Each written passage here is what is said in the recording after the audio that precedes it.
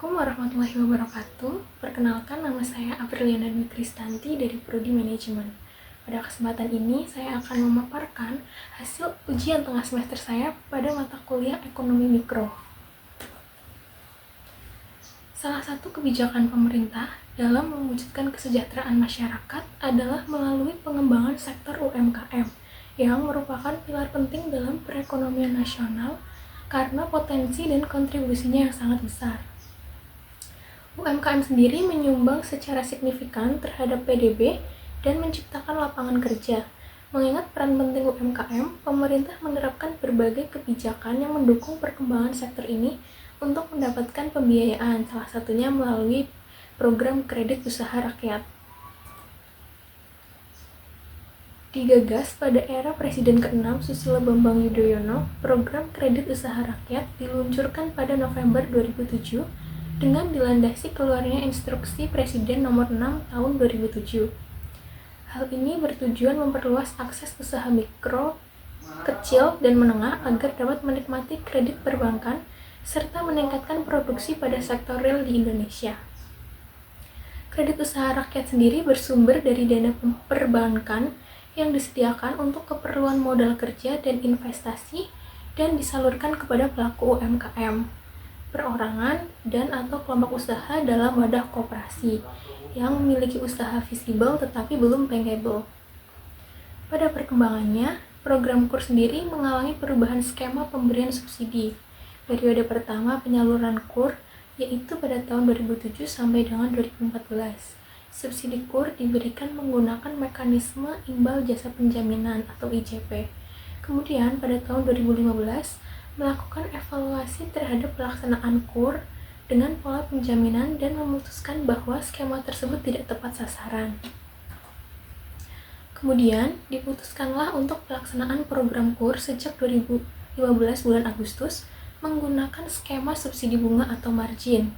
Subsidi bunga adalah bagian bunga yang menjadi beban pemerintah sebesar selisih antara tingkat bunga yang diterima oleh penyalur kredit atau pembiayaan dengan tingkat bunga yang dibebankan kepada debitur. Sedangkan subsidi margin adalah bagian margin yang menjadi beban pemerintah sebesar selisih antara margin yang diterima oleh penyalur kredit atau pembiayaan dengan margin yang dibebankan kepada debitur dalam skema pembiayaan syariah. Pemberian subsidi bunga atau margin ini menyebabkan tingkat suku bunga untuk kredit atau pembiayaan KUR sangat rendah bila dibandingkan dengan kredit komersial perbankan. Tingkat suku bunga tersebut terus mengalami penurunan dari tahun 2008 sebesar 24%, kemudian terus turun hingga tahun 2020 berada di level 6%. Dari sisi penjaminan, program KUR didukung dengan 10 lembaga penjamin kredit.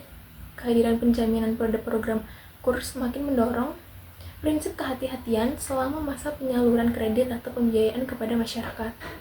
Selain itu, pemerintah juga bekerjasama dengan Otoritas Jasa Keuangan atau OJK dan Badan Pengawas Keuangan dan Pembangunan dalam rangka mengawasi pelaksanaan kredit usaha rakyat. Program KUR itu sendiri merupakan salah satu program pembiayaan mikro yang dijalankan di Indonesia sebagai strategi pemerintah untuk mengurangi kemiskinan dan mendorong pertumbuhan ekonomi. Kredit usaha rakyat adalah program pembiayaan dengan bunga rendah yang disediakan oleh pemerintah untuk memberikan modal kerja dan investasi kepada UMKM yang memiliki potensi namun kesulitan mendapatkan agunan. Tujuan dilaksanakannya program KUR adalah untuk meningkatkan dan memperluas akses pembiayaan kepada usaha produktif, meningkatkan kapasitas daya saing UMKM, dan mendorong pertumbuhan ekonomi dan penyerapan tenaga kerja. Dana KUR itu sendiri disalurkan dalam bentuk dana keperluan modal kerja, serta investasi yang menyasar sektor usaha pertanian, perikanan, kelautan, koperasi, kehutanan, perindustrian, dan perdagangan. Selanjutnya, kebijakan kredit usaha rakyat atau KUR ini memiliki dampak positif pada mikroekonomi. Di antaranya yang pertama, mendorong pertumbuhan usaha. KUR memberikan sumber dana yang terjangkau untuk pengembangan usaha sehingga dapat mendorong pertumbuhan usaha di tingkat lokal. Yang kedua, meningkatkan kesejahteraan masyarakat. Dengan mendorong pertumbuhan usaha dan mengurangi tingkat pengangguran, Kur mikro berkontribusi pada peningkatan kesejahteraan masyarakat. Yang ketiga, meningkatkan inklusi keuangan. Kur mikro berperan penting dalam meningkatkan inklusi keuangan di masyarakat. Yang keempat, meningkatkan daya saing usaha. Kur bertujuan untuk meningkatkan daya saing UMKM. Yang kelima, mendorong pertumbuhan ekonomi. Kur bertujuan untuk mendorong pertumbuhan ekonomi dan penyerapan tenaga kerja. Berdasarkan pemaparan yang telah saya jelaskan, dapat ditarik kesimpulan yang pertama, kredit usaha rakyat atau KUR merupakan kiat yang baik untuk mengentaskan kemiskinan di Indonesia dan menjadikan hidup lebih sejahtera. Namun, skema KUR yang disalurkan lewat bank hanya menjangkau sebagian kecil UMKM karena bank menerapkan prinsip prudensial yang diawasi ketat oleh OJK.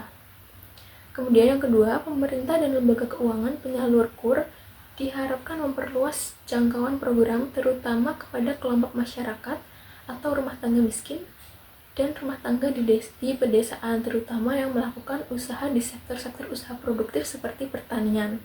Karena hasil penelitian menunjukkan bahwa masyarakat yang berdomisili di pedesaan dan yang melakukan usaha sektor pertanian memiliki kecenderungan yang lebih rendah untuk berpartisipasi dalam program.